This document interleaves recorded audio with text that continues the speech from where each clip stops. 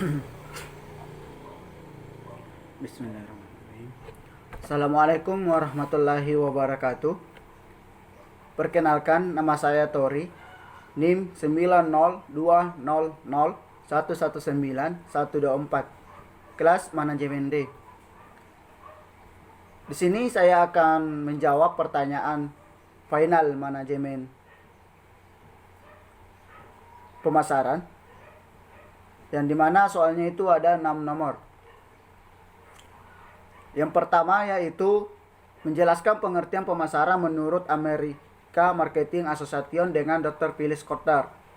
Di mana menurut America Marketing Association, pemasaran diartikan sebagai hasil prestasi kerja, kegiatan usaha yang langsung berkaitan dengan mengalirnya barang atau jasa dari produk ke konsumen. Produk yang ada di produsen itu langsung mengalir ke konsumen atau pembeli. Yang kedua yaitu Dr. Phyllis Coulter. Pemasaran diartikan sebagai suatu kegiatan manusia yang ditunjukkan untuk memenuhi kebutuhan masyarakat melalui proses pertukaran. Sini sama artinya dengan jual beli, pertukaran. Yang kedua yaitu menjelaskan dengan contoh yang kalian pahami apa yang dimasukkan dengan pemasaran strategis. Di sini kita kenal dulu pemasaran strategis itu yaitu adalah suatu usaha untuk memasarkan produk, baik itu berupa barang maupun jasa, dengan menggunakan teknik tertentu untuk meningkatkan jumlah penjualan. Misalkan kita melakukan pemasaran itu sebagai contohnya diskon atau sebuah bonus untuk konsumen atau calon pembeli supaya menarik minat mereka untuk berbelanja di toko seseorang. Ini teknik pemasaran, strategi pemasarannya. Biasanya diskonnya di 30%, 50% sesuai dengan ketentuan dari toko tersebut. Yang ketiga yaitu sebutkan elemen-elemen apa yang termasuk ke dalam lingkungan pasar.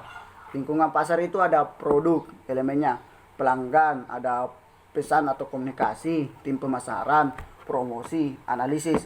Di sini produk jelas ya, yang barang yang dijual di pasar itu produk. Pelanggan tentunya di sini konsumen atau pembeli. Pesan atau komunikasi itu sesuatu hal yang disampaikan pembeli kepada penjual, atau biasanya sekarang itu dalam komunikasi banyak yang beredar yang penjual online begitu. Itu biasanya menggantikan sistem lingkungan pasarnya. Tim pemasaran yang menjual ya, yang karyawan, yang biasa disebut tim marketing.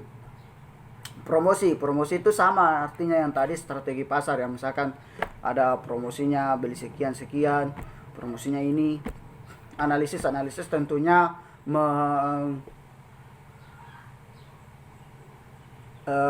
memperkirakan produk apa yang akan dijual di pasar itu, lingkungan pasar itu.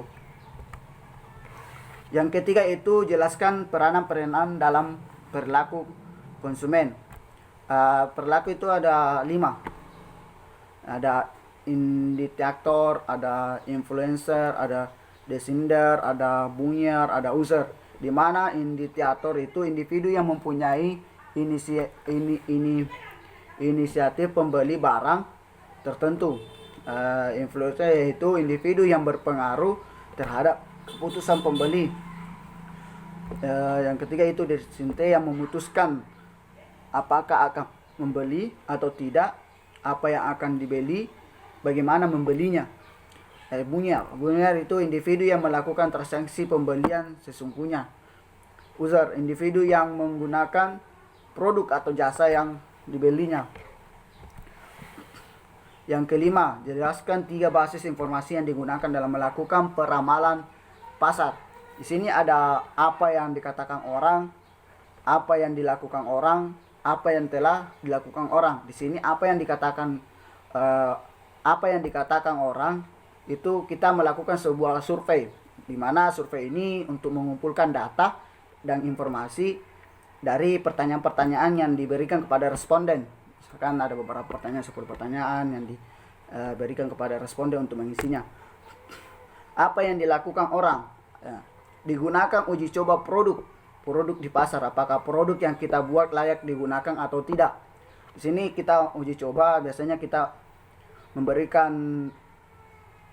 pengenalan barang untuk diuji cobakan ke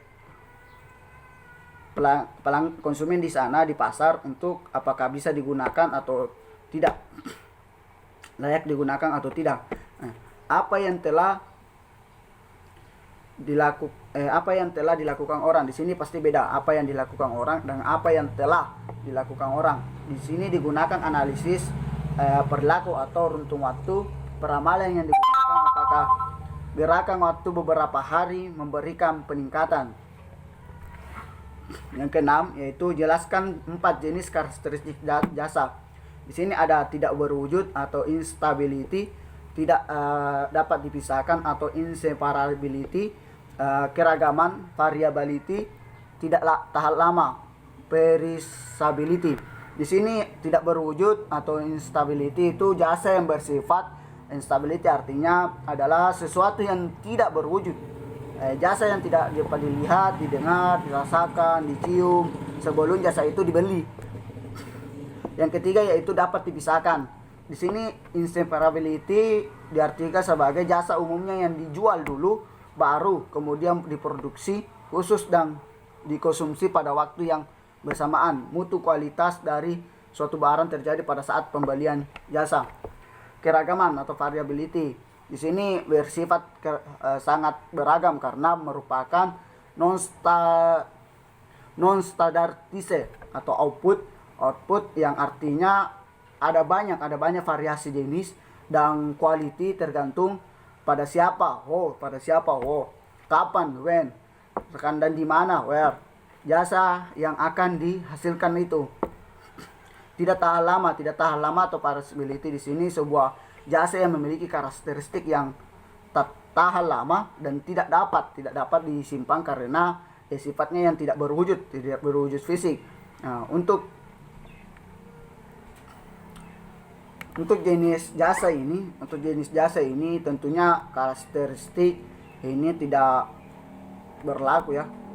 Tertentu untuk jenis jasa tertentu karakteristik ini tidak berlaku.